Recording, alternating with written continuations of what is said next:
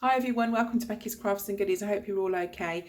Today we've got a baking video for you and we're going to do another recipe from the Jane's Patisserie book. And today we're going to be making the no-bake Prosecco cheesecakes. So we're going to hop over now to the kitchen and make a start, but they look delicious, so hopefully they turn out just as good as I'd hope. So to start with, we are going to make the base for the cheesecake, and for that we need 150 grams of digestive biscuits and also 60 grams of unsalted butter. So they're the two things we need. I've also got a tray here that we're going to use because we're going to make some, they're individual ones basically. And this is the Lakeland tray that we use. You know when we made the sponges and put the different bits of fruit on, like the strawberries and things. And the difference with this tray is you actually, the bottom part of it, let me just move those bowls out of the way, the bottom part actually comes out, so it's loose, okay, and that's how you'll be able to push the cheesecakes out. So that's what we're going to be making them in. I'll just pop that to one side for a second. So the first step we need, obviously I've weighed them out, and we need to crumble the digestives down. Now if you've got a food processor, then just waz them around in that, it'll be done in no time. What you can do, I'll show you this way as well, get yourself a bag. This is one of the IKEA bags, they're really quite strong, but Dunelm sells some quite good bags like this as well. And literally just whack it with a rolling pin, which I'm going to do in a second. And the butter, I'm just going to pop that into the microwave just to melt that down. Right, so that's all crumbled. I just rolled over it as well with a rolling pin, that works really well. And the butter is also all melted, so I'm just going to pour this in here.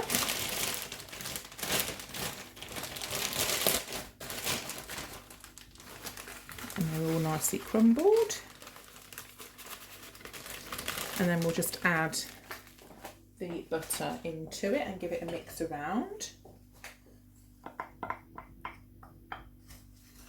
And then we'll be putting this base into the bottom of the cake tin. So just make sure it's all thoroughly mixed in first.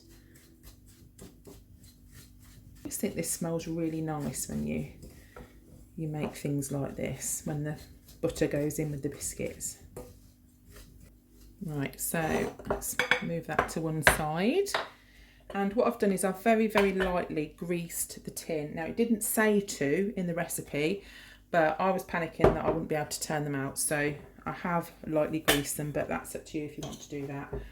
And then all you have to do is put some of the cheesecake base in the bottom and just press it down. So, and then once we've done this, I'll be popping this into the fridge while we make the next layer.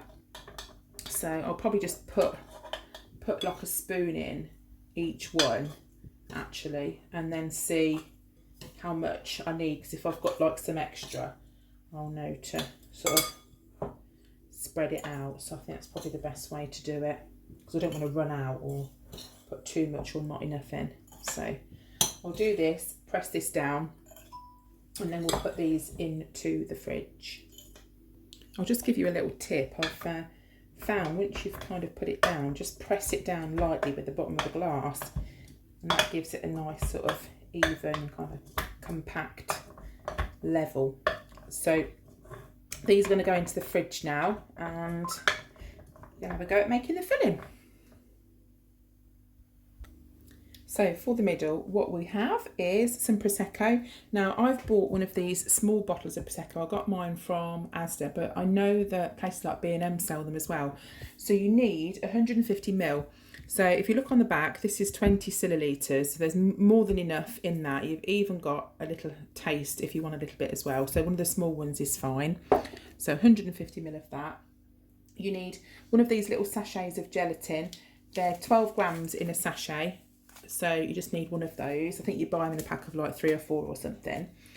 300 grams of full fat soft cheese, 50 grams of icing sugar, and then 150 ml of double cream.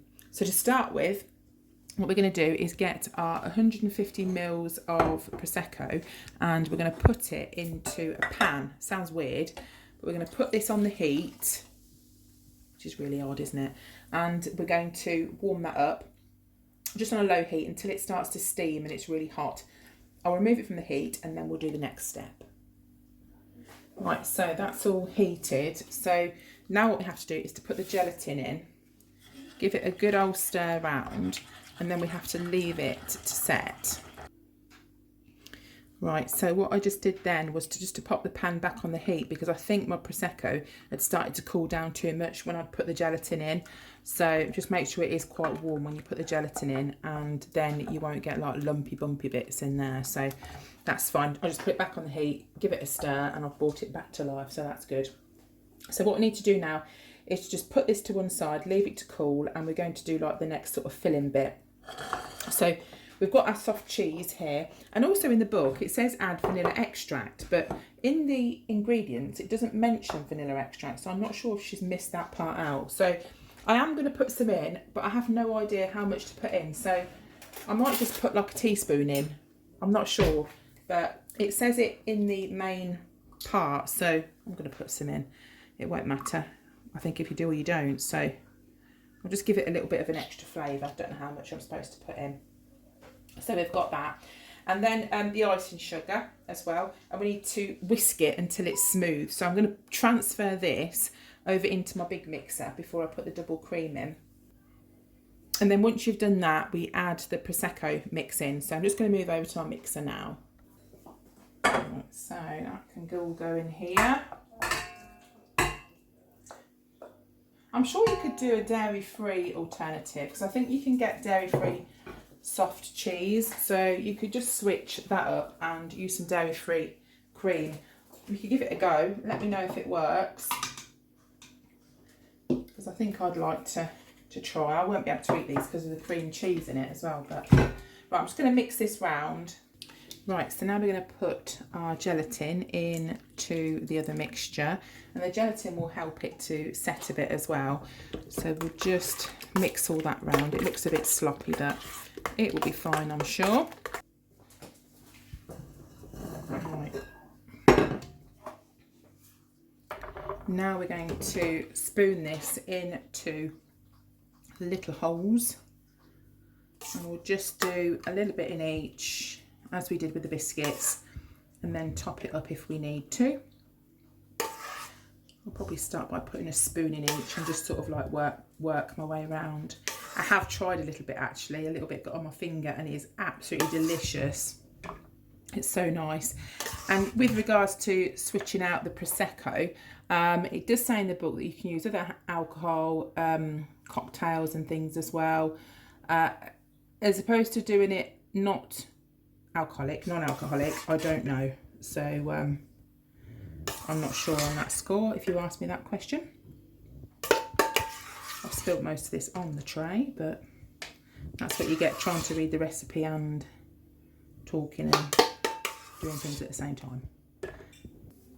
Right, I'm just going to pop these into the fridge now, and they need at least 4 hours, so I'm just going to leave them in there and we'll be back when they're ready.